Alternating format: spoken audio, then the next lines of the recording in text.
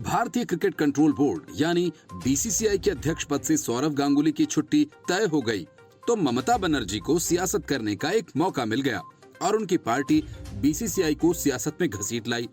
TMC ने सीधे सीधे बीजेपी को घेर लिया और बीजेपी ने कई बार गांगुली को पार्टी में शामिल करने की कोशिश की थी, लेकिन गांगुली पार्टी में शामिल नहीं हुए। बीजेपी ने आज उसी का बदला ले लिया। असल में ठीक एक दिन पहले शिक्षक भर्ती घोटाला मामले में ममता बनर्जी के विधायक माणिक भट्टाचार्य को ईडी ने गिरफ्तार किया। अब उसी गिरफ्तारी की खींच टीएमसी गांगुली के बहाने बीजेपी पर उतारने की कोशिश कर रही है। टीएमसी नेता डॉक्टर शांतनु सेन ने कहा कि अमित शाह कुछ महीनों पहले सौरव गांगुली के आवास पर गए थे। जानकारी है कि गांगुली से बार बार भाजपा में शामिल होने के लिए संपर्क किया जा रहा था। शायद उन्होंने भाजपा में शामिल होने में सहमति नहीं जताई और वे बंगाल से हैं, इसलिए वह राजनीतिक प्रतिशोध के शिकार हो गए। खास बात है कि केंद्रीय गृह मंत्री अमित शाह कुछ समय पहले पूर्व क्रिकेटर के घर खाने पर गए थे। इससे पहले भी टीएमसी ने बीजेपी पर गांगुली का अपमान करने की कोशिश करने का आरोप लगाया था। टीएमसी प्रवक्ता कुणाल घोष ने कहा था कि हम इस मामले में सीधे तौर पर कुछ नहीं कह सकते हैं, क्योंकि भाजपा ने चुनाव के बाद इस तरह का प्रोपेगेंडा चला रखा है, इसलिए इस तरह की अटकलों पर प्रतिक्रिया देना भाजपा की जिम्मेदारी है। ऐसा लग रहा है कि भाजपा सौरव का अपमान करने की कोशिश कर रही है। माना जा रहा है कि पूर्व भारतीय क्रिकेटर रॉजर बिन्नी गांगुली की जगह लेंगे। बिन्नी 1983 विश्व कप विजेता टीम के सदस्य रह चुके हैं और उन्होंने पद के लिए नामांकन दाखिल किया है, जबकि सौरव गांगुली ने इस पद के लिए नामांकन दाखिल नहीं किया। ऐसे में रॉजर बिन्नी को 18 अक्टूबर को होने वाली बोर्ड की सालाना बैठक में निर्विरोध चुना जा सकता है।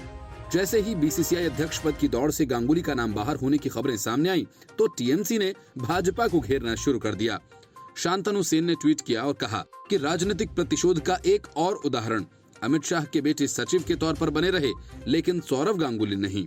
क्या इसकी वजह उनका ममता बनर्जी के राज्य से होना है या उन्होंने भाजपा ज्वाइन नहीं की इसलिए? दादा, हम आपके साथ हैं। भाजपा ने सभी आरोपों से इनकार किया कि गांगुली क्रिकेट के दिग्गज हैं और बीसीसीआई के फैसले का राजनीति से कोई लेना देना नहीं है। भाजपा के वरिष्ठ नेता राहुल सिन्हा ने कहा कि ये क्रिकेट की दुनिया से जुड़ा मामला है और क्रिकेट से जुड़े लोग ही इस पर टिप्पणी कर सकते हैं। इसका राजनीति से कोई लेना देना नहीं है। टीएमसी को भाजपा पर हमला करने के लिए कोई मुद्दा नहीं मिला है, इसलिए वह इसका राजनीतिकरण कर रही है। भाजपा के राष्ट्रीय उपाध्यक्ष दिलीप घोष का कहना है कि हमें नहीं पता कि भाजपा ने कब गांगुली को पार्टी में शामिल करने की कोशिश की। वह क्रिकेट के दिग्गज हैं। कुछ लोग बीसीसीआई में हुए बदलाव पर मगरमच्छ के आंसू बहा रहे हैं।